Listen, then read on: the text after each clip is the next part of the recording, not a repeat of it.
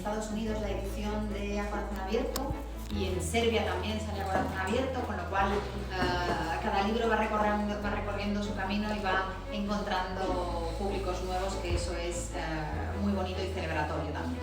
Elvira escribió En la boca del lobo cuando estaba, os contará ella, a lo mejor ahora un poquito, cuando tenía en marcha otro proyecto, realmente no estaba en sus planes. Y este libro, una vez recibí una llamada suya diciendo: Elena, el libro que tengo en marcha no va a ser porque tengo que escribir este otro. Yo digo, pero, ¿qué me estás diciendo? O sea, de repente... Pero ya tenía parte del otro escrito. Exactamente, interrumpió un proyecto porque se le había realmente impuesto un libro, que eso es algo muy poderoso cuando le pasa a un autor, y yo creo que eso se transmite muy bien en esta inmersión en la ficción que hace. Ella ha escrito, siempre ha tenido una obra en la que se palpa, no solamente en novelas, no solamente en su obra variada, sino también en ensayos, en prólogos, se palpa, y en artículos, se palpa mucho la preocupación o la ocupación en torno a los temas relacionados con la infancia, ¿no? Pero en esta novela da un paso más allá y no solamente coge una historia de desamparo en los tiempos, en una edad, en ese tránsito de la infancia, en la preadolescencia, por decirlo de alguna manera, sino que además utiliza una manera de escribirlo muy particular, que es una fórmula de cuento clásico. Y esto ella os desentrañará un poquito por qué lo ha hecho y cómo lo ha hecho. Me parece que lo convierte en un libro muy singular y que no se parece a nada, o yo no puedo encontrar referentes actuales ahora mismo. Es su primera incursión también, yo juraría, en una escritura que se ambienta en un entorno completamente natural, construye casi su propio territorio literario, su espacio acotado, tanto en personajes como en naturaleza, muy bien visible. Esto también es muy típico de los cuentos. Pero hay una cosa que a mí me parece especialmente bonito, y yo creo que es algo que va a hacer que el libro perdure y que llegue a muchos lectores, y es que en una época en que todo es exhibicionismo, ella elige insinuar más que subrayar, y en una época en que todo es victimización de las víctimas y convertirlas en más víctimas, ella elige una historia muy luminosa. Creo que, por seguir un poco la fórmula de los cuentos, espejito mágico, muchos lectores se van a ver reflejados, identificados con la historia y la evolución que hace esta niña. Nada más, os dejo para que podáis hacerle preguntas a ella. Estamos a vuestra disposición, pero nuestra sensación, nuestra apuesta, mi feeling como editora es que este libro ha venido para quedarse por mucho tiempo. Creo que va a formar parte de nuestra literatura de una forma muy contundente. Solo me decía una cosa: cuando estaba escribiendo, no estaba tan arrebatada por la historia que estaba escribiendo, como si me fuera la vida en medio, que le llamaba Elena, y le digo, no sé si te va a sonar arrogante, pero estoy escribiendo un cuento clásico. Claro, lo clásico es lo que lleva mucho tiempo, ¿no? Por eso es clásico, ¿no? Estoy escribiendo un cuento clásico. Entonces, pues, yo pienso, a ver si es verdad. Pero esto habrá que comprobarlo dentro de 20 años. Pero mi afán... Fíjate, 3 líneas tuyas, y con esto os dejo, y prometo no abrir la boca más. Dice, en un momento dado del libro, y yo creo que da un poco la clave, dice: los cuentos están llenos de niños perdidos en el bosque que abandona a la madre para librarse de ellos, bien para quitarse bocas a las que alimentar, bien por celos, porque no pueden soportar que el padre quiera a las criaturas, o porque compiten en belleza, ¿no? Y aquí yo creo que da una de las claves de esa intención formal, ¿no? A ver, me has pillado en la mirada. Yo, la frase que acabas de decir, hay cantidad de frases en este libro que te dejan, o sea, tienes que pararte y decir, voy a pensarlo, ¿no? Voy a coger una al azar, a ver qué te parece. Dices, el olor del lobo señala a otros el camino, o tal vez sea tu propio miedo lo que ellos huelen. Porque el lobo está latente todo el rato en el libro, se presenta de muchas maneras. solo tienes que estar atenta, ¿no? Sí, el lobo, siempre los estudios que se han hecho sobre el lobo en los cuentos clásicos, en el fondo, por mucho que un lobo pueda ser agresivo en determinados momentos, nunca es tan amenazante como un hombre. Yo creo que el lobo simboliza al hombre que sorprende a la niña en un bosque, ¿no? Es curioso porque no es este lugar del mundo no es un lugar de lobos. Entonces, pero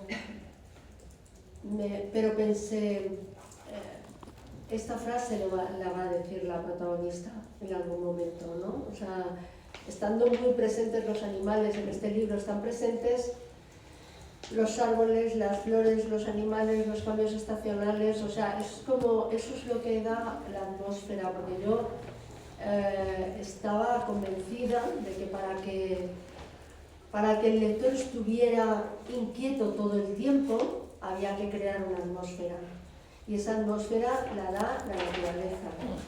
Y dentro de la naturaleza incluido a los seres humanos. En vez de coger y decir, tengo a los seres humanos por aquí y a los animales por allá, lo que hago es casi tratarlos de la misma manera, porque se parecen.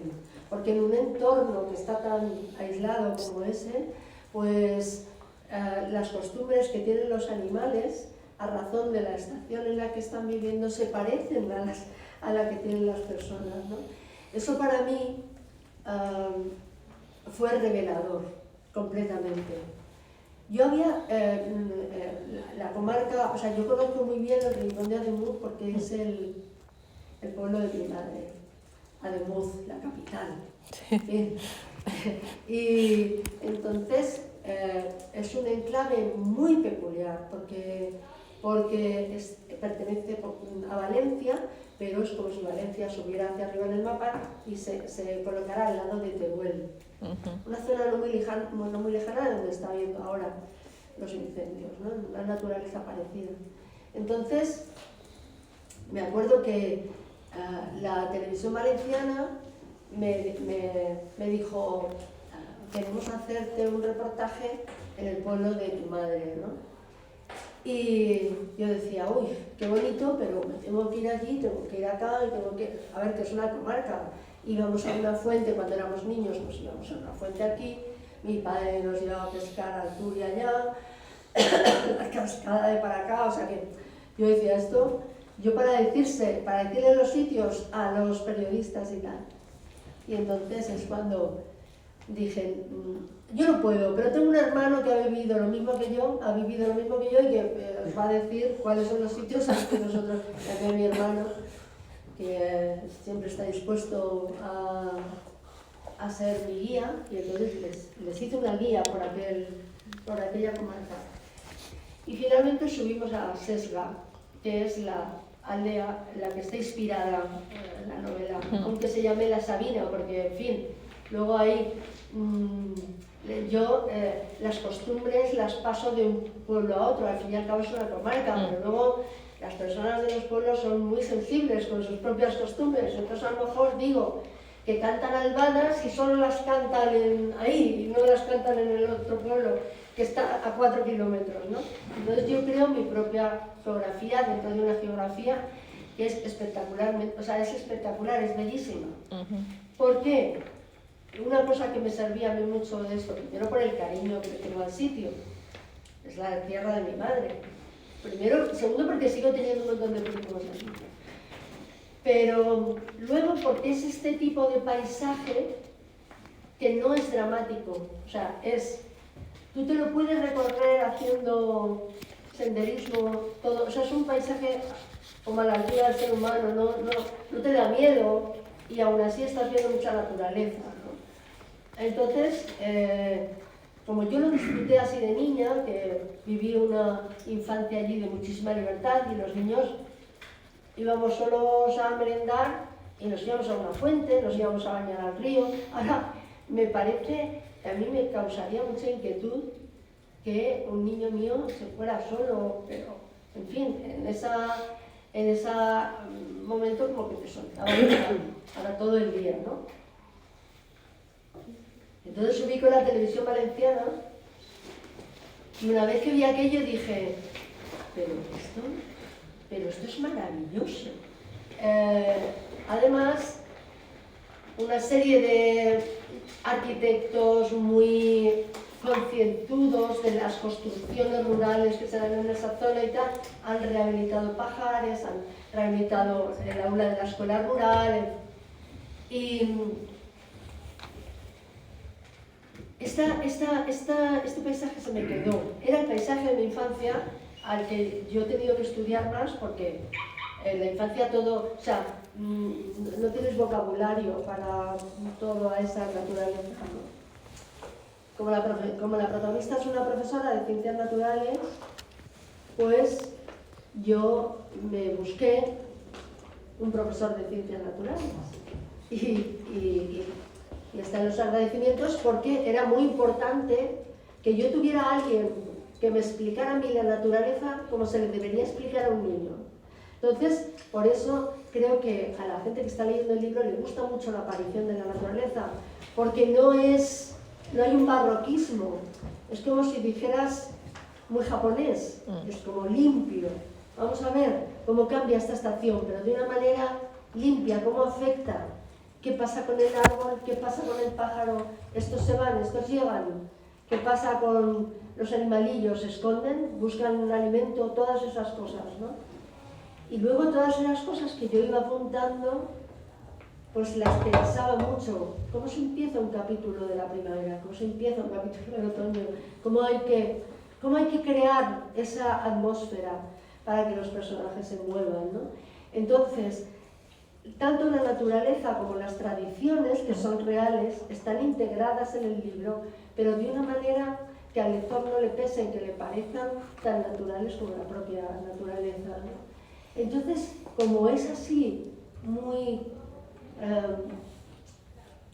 claro lo que se cuenta, me permito que los personajes tengan pensamientos que a lo mejor en una ciudad te cuesta, los tienes más entrecortados, pero en un sitio así empiezas a pensar y empiezas a pensar en cómo son las personas, qué hacen allí, qué hacen las mujeres, les enseñaron a hacer esto, guardan comida, para el invierno, de qué forma se aman, de qué forma, ¿sabes? También hay un personaje muy, como se diría ahora, disruptivo, que es la profesora de ciencias naturales, que llega al pueblo con una idea completamente... es curioso porque ahora se ha tratado eso con respecto a la energía, a las energías eólicas, a todas esas cosas, pero yo creo no con respecto a cómo entiendes el amor. O sea, tú llegas a un sitio donde viven 10 personas y decides enamorarte de una. ¿Qué ocurre? Estás de alguna manera sacudiendo un avispero, ¿no? Entonces, pues me permitía hablar del amor, del desamparo en la niñez, pero todo eso me permitía mirarlo a lo largo de la vida. Como se trata de una fábula, las fábulas en pocas palabras casi que te describen un principio y un final, tienes que tener claro el final, ¿no? Que es lo que yo tenía claro. Entonces, los personajes, para mí el interés que tenían es que estaba viendo su vida entera. Es como si yo tuviera una maqueta de ese pueblo y la mirara desde arriba, viera cómo se comportaban y cómo había sido el curso de sus vidas, ¿no? Y cómo pasaban de las ilusiones de la juventud al hecho de tener hijos, al hecho de que los hijos se fueran del pueblo, a quedarse solos, a la muerte, a todo esto, claro, a envejecer. ¿Cómo es eso, no? Entonces, eso a mí me inspiraba, porque yo he seguido el curso de muchas vidas, de mis tíos, de mis tías, de cómo ha ido la gente evolucionando en la vida, ¿no? Y son personajes ficticios, pero ellos me han prestado sus oficios, sus canciones,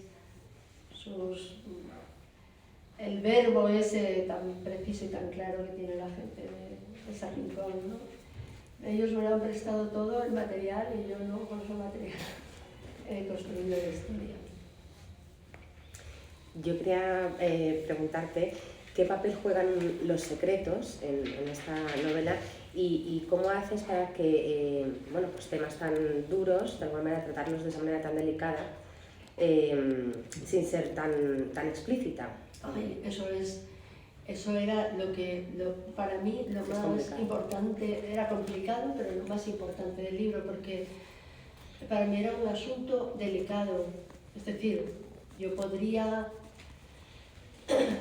haber contado todo, podría haber contado qué es lo que ocurre cuando una niña está desamparada en manos de un lobo, o sea, podría haberlo contado todo, pero hacerlo de tal manera que se cree un espacio de pronto vacío que tiene que imaginar el lector, y el lector lo imagina todo.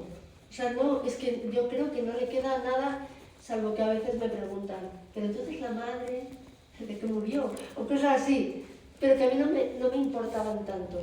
Lo que me importaba era que al lector, precisamente por las cosas que no se dicen, le quedara, no sé, es como esa inquietud de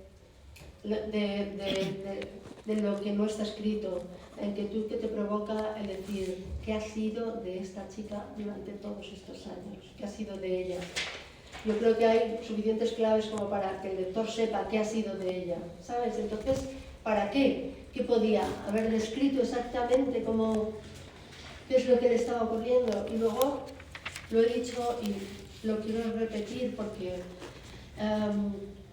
no es que yo haya escrito el libro para alguien, pero sí que es verdad que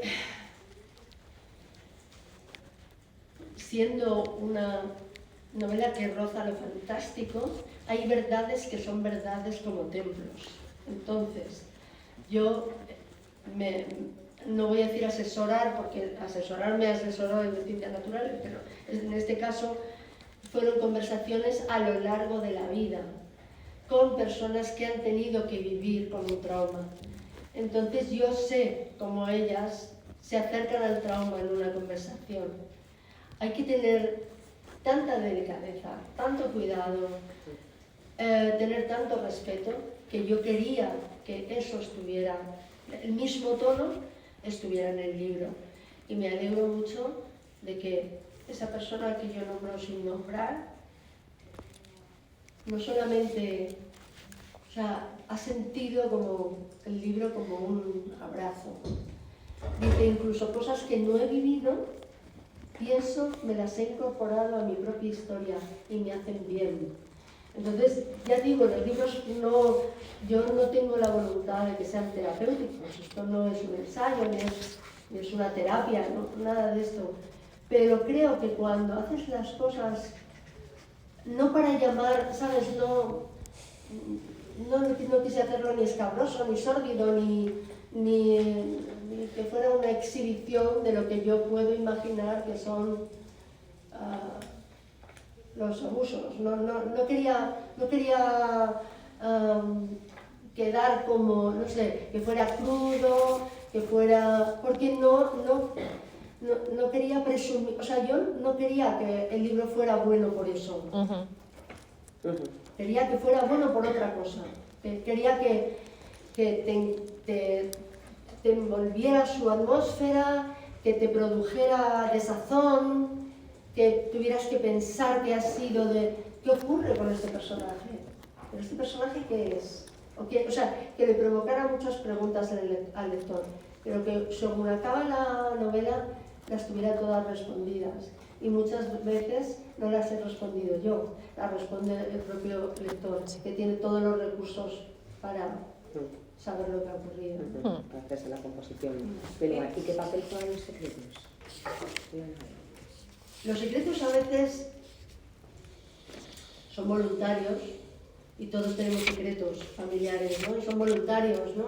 Pero en otras veces es que no tienes a nadie que te escuche.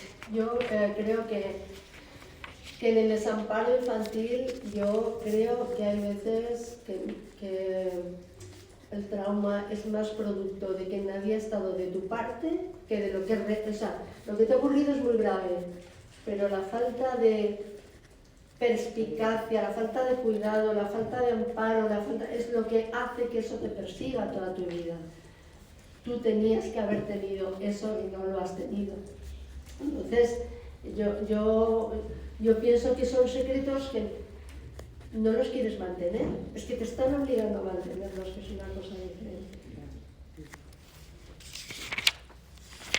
Enfrentarse a la infancia rota te hace claudicar un poco como creador, te hiere también hasta un punto en el que haya que frenar en ciertas páginas. Pues hay algunas que no, o sea, hay 2 páginas en el libro casi al final que son las más explicativas. Oímos por fin la voz de la niña diciendo lo que le pasaba, ¿no? Pero hay otras que solamente insinúan, y lo pensaba antes, que es la conversación de la niña con una anciana de la aldea. Creo que ahí es como que está dicho mucho de lo que ocurre, ¿no? O sea, está dicho, pues, son 2 personas, a su manera, las 2 personas, tanto la anciana como la niña, son 2 personas con algo en su pasado que les hiere y son capaces de hablarse la una a la otra, dándose importancia. La anciana no está mirando a la niña por debajo del hombro, o sea, no está diciendo, yo tengo una experiencia, yo te voy a tratar. No, como yo entré en esas... Primero, porque yo he tenido personas así en mi familia que hablaban a los niños con una importancia, ¿no? O sea, que esas conversaciones han sido para mí valiosísimas en mi vida. Yo he estado escuchando a las personas mayores todas, o sea, es que era lo normal, muchos de vosotros lo habréis vivido, en cuanto hay familias extensas, en cuanto... Pero segundo, al entrar yo en un terreno de fábula, puedo borrar esto tan molesto para mí, que es las diferencias generacionales, y hacer que, aunque cada una tenga su lenguaje, se estén entendiendo perfectamente. Y yo diría,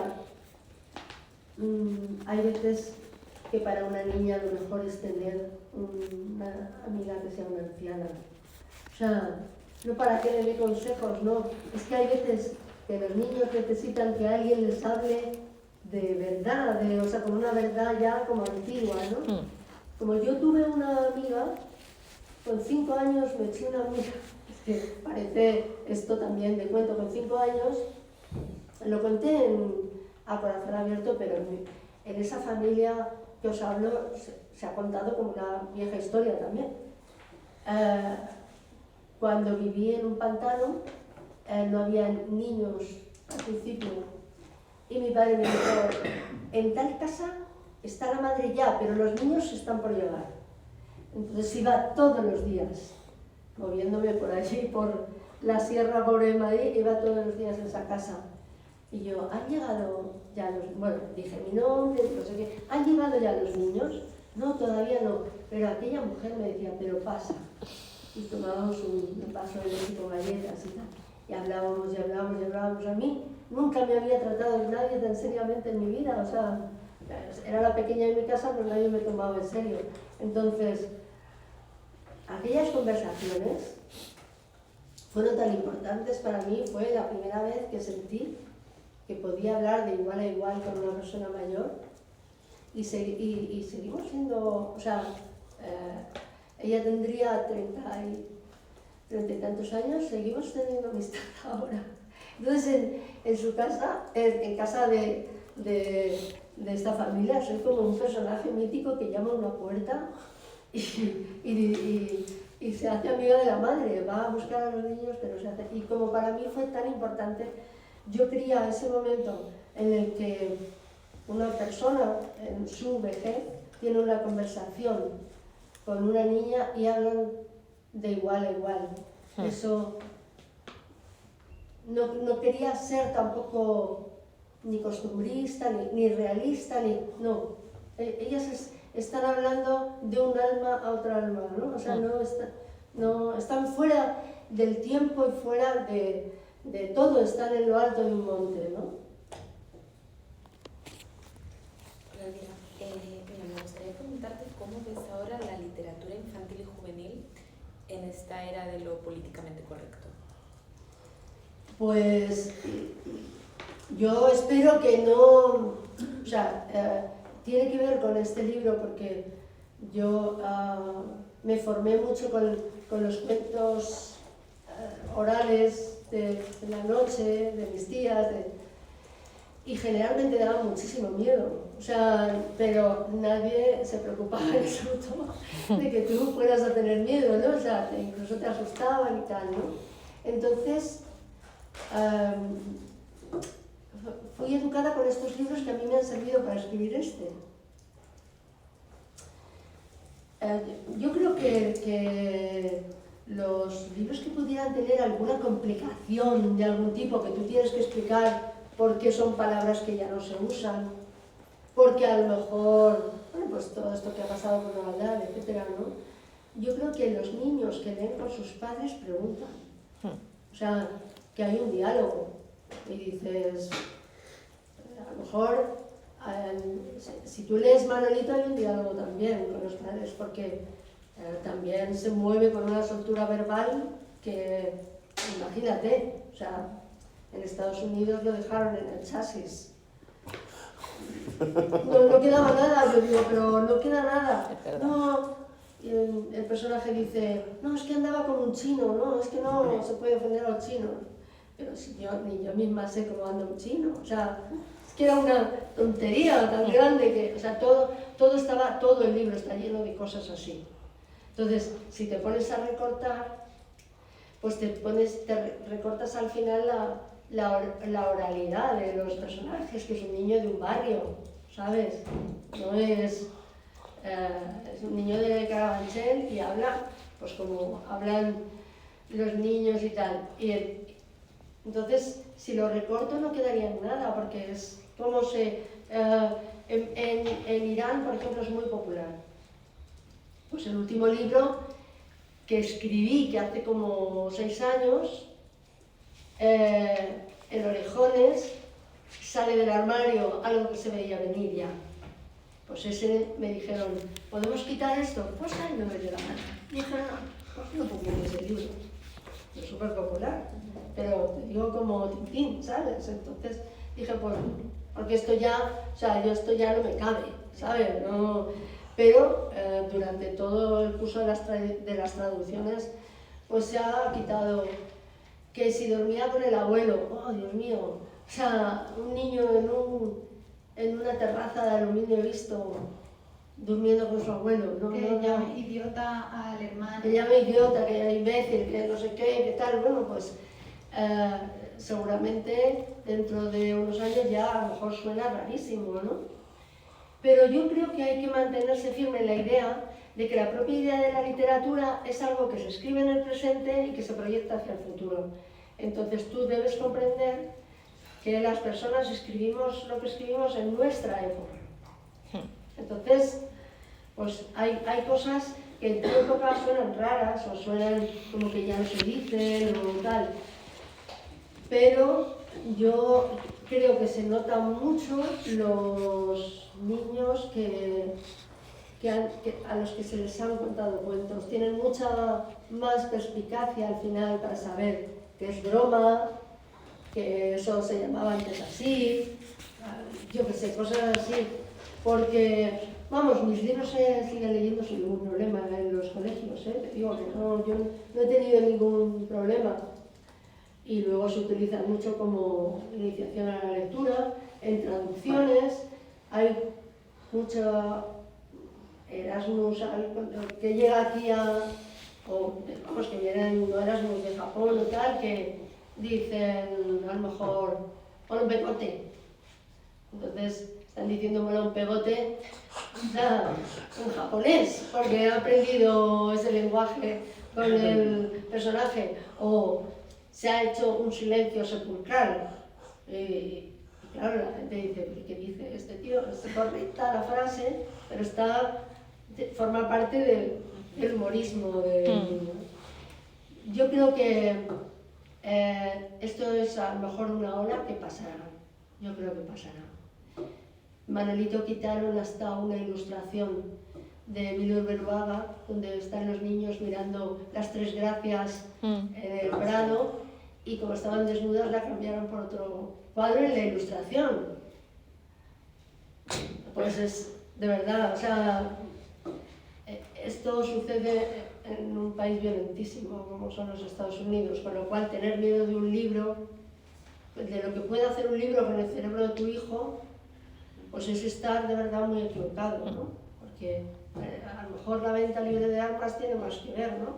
Con la agresividad, por ejemplo. Sí, pero le iba a preguntar, un poco en relación con eso, lo que decías, qué importante que, ¿no? Como mola cuando un adulto habla con un niño, ¿no? Esa sensación de que lo mola hacer, lo hemos tenido. Roald Dahl, que era uno de sus claves de su éxito, precisamente era que escribía para niños sin considerarlos imbéciles, y ahora se le ha borrado un montón, se le está cambiando la obra, y protegiendo tanto a los niños no les estamos perjudicando más todavía. Es que además no es la protección a lo mejor que necesitan, porque en el argumento de este libro, la protección que necesita la niña es otra completamente distinta, que no tiene. O sea, claro que los niños hay que protegerlos, por supuesto, y hay que ampararlos, y te tienes que dar cuenta si alguien les está haciendo daño. Desde la escuela, desde tu madre, desde tu padre, desde tu abuela, joder, alguien se tiene que dar cuenta de que ese niño está padeciendo algún tipo de daño. Pero justo mi personaje tiene en la mesilla de noche libros de Roald Dahl, o sea, y que eso es solo un refugio para ella. Lo que no es un refugio es la falta de amparo que su madre, ¿sabes? El amparo que su madre no le da. Eso es lo real, ¿no? Y luego ella se ríe con los libros de Roald Dahl. Puse algún Manolito. Bueno, dije, es normal también. Claro, por supuesto.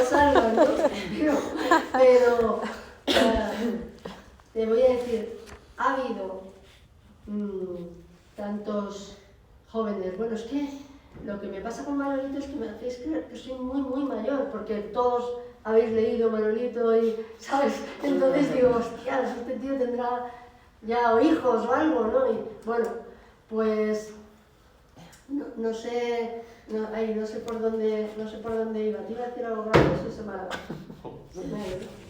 Es que esto no parar de crear. No sé, te sirve a mí. ¿Qué me has dicho?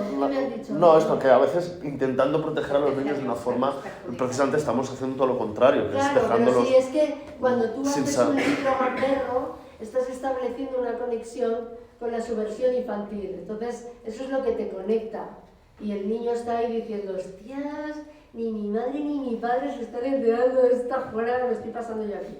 Entonces, eso es así. Yo conozco ya qué ha sido, Manolito se sigue leyendo, pero conozco ya a los adultos, sé que ha sido de vosotros. Yo creo que nos han educado tan mal esos libros, ¿no? Si algún delito habéis cometido, yo creo que no es por culpa de los libros, será por, yo qué sé, por vuestra responsabilidad, ¿no? Y fíjate que conocí yo, estuve dando un curso en la cárcel. Bueno, estuve ayudando a unos presos a hacer un guión, a hacer una obra de teatro para sus familias, ¿no? Y uno de ellos, muy tierno, se había visto envuelto en una reyerta en la calle, no sé qué, y la gente al final dices, es que todo, o sea, muchas personas tienen un porqué, hay algo que nos une a los seres humanos, ¿no? Y me dijo, oh, me gustaban los Manolitos, son los únicos libros que he leído en mi vida. Y digo, bueno, pues mal no te han hecho. Me ha surgido una duda cuando has estado describiendo los escenarios de la novela. Entonces, has hablado de Valencia, de esa zona al norte de Valencia, pero luego has hablado de la Sierra Pobre. Ah, no, porque eso, como nosotros nos mudábamos a muchos sitios, yo viví 3 años en un pantano. ¿En cuál? No, en el Atazar. Ah, en el Atazar. Sí, pero no... Pero, claro, el libro tiene un principio... ¿Durante la construcción de la presa? Sí, durante la construcción de la presa. Entonces era ahí cuando iba a buscar a unos niños, es que no habían llegado todavía. Llegaban los primeros. Mi padre me hizo poner una valla para que no nos cayéramos a la presa. O sea, que fíjate cómo era aquello de salvaje. Pero... No, es que lo conozco perfectamente porque yo me he criado en otra presa. ¿En cuál? En el Villar. Pues eso marca un poco el carácter, ¿no? Unos años en una presa. Usted cuando ha dicho, digo, la Tazar, yo estaba allí. ¿no? Claro, sí, porque todo se parece. Un jefe de mi padre y Iges era... Sí. Entonces me imagino que lo conocerías porque fue el ingeniero, ¿no? Claro. Tienes que leer A Corazón Abierto. Está en el Corazón Abierto, está toda esa... Y es que esa no la he leído. Bueno, pues no,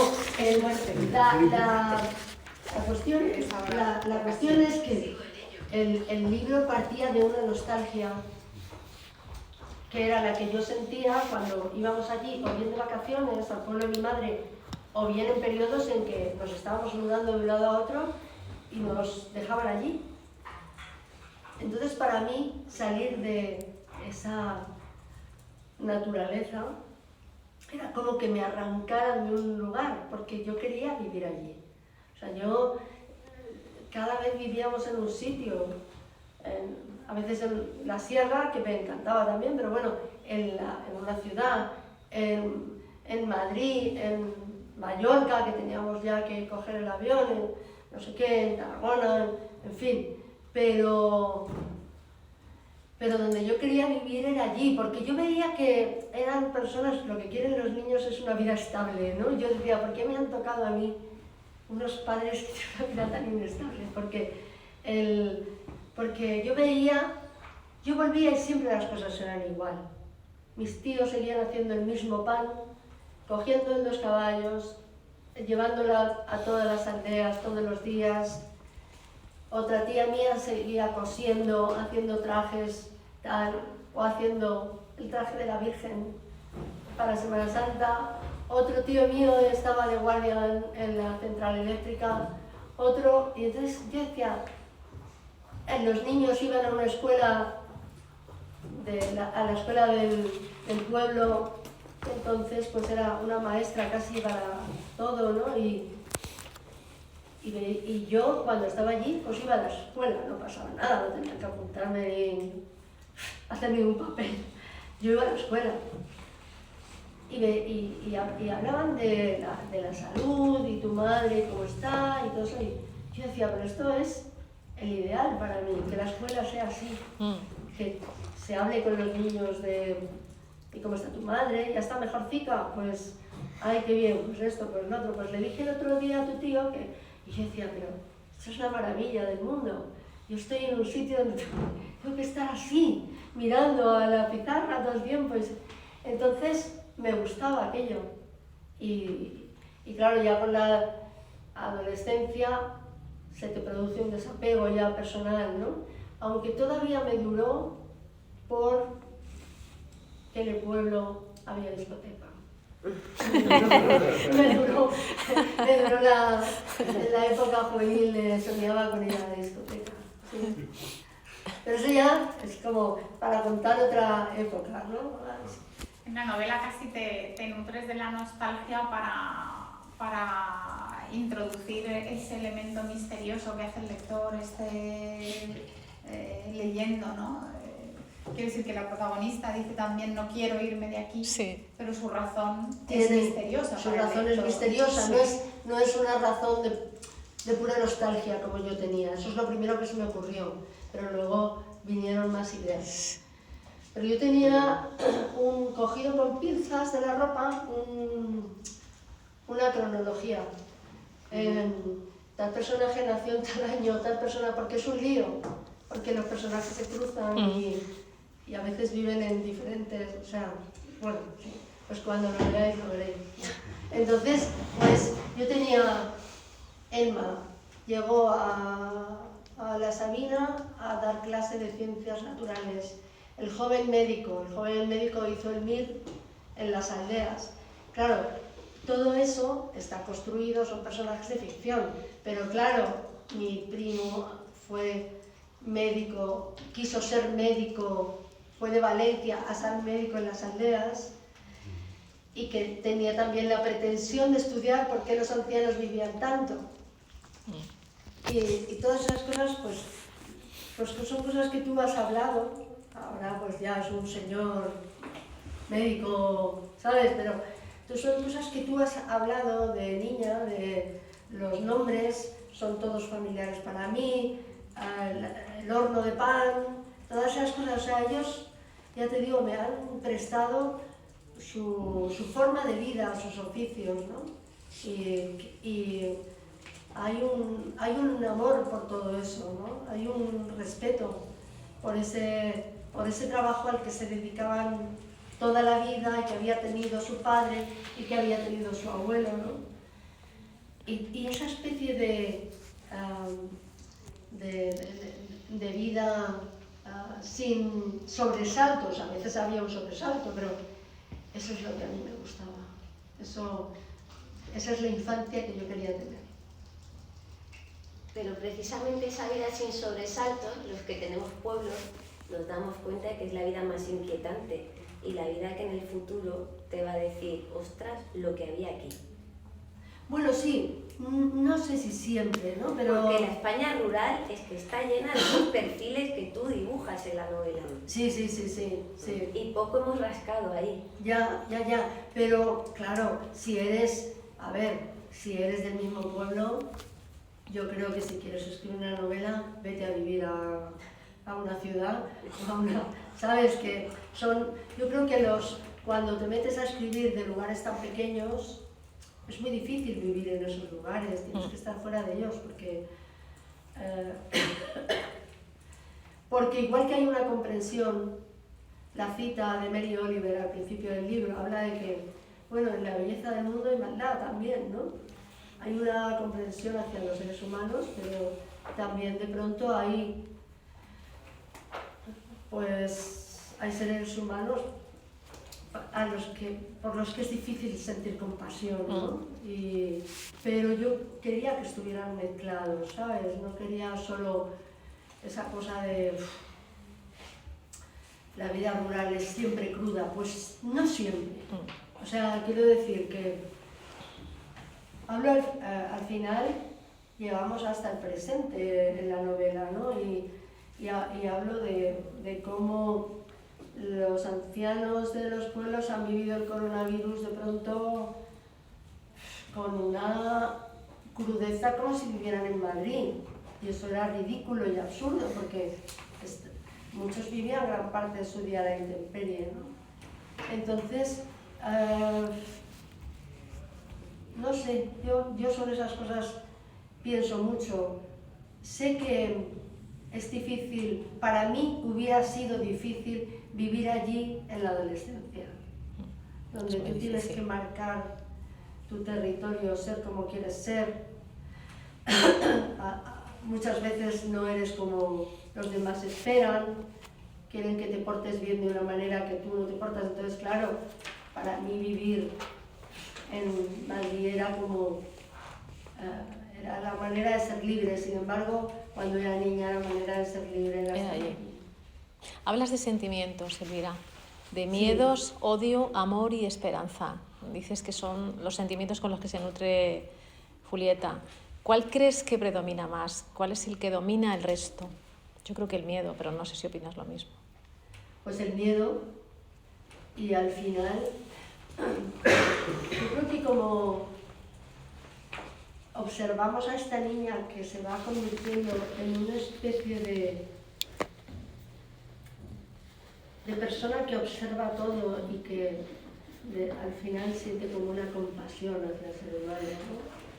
Como, bueno, somos así y tenemos que asumirnos así, como con nuestro espíritu colaborativo, que es muchas veces, pero de pronto con la envidia, con los celos y con la agresividad. La niña tiene miedo. Ese miedo, lo fundamental que ella tiene, y esa aldea es el lugar donde ella se siente protegida.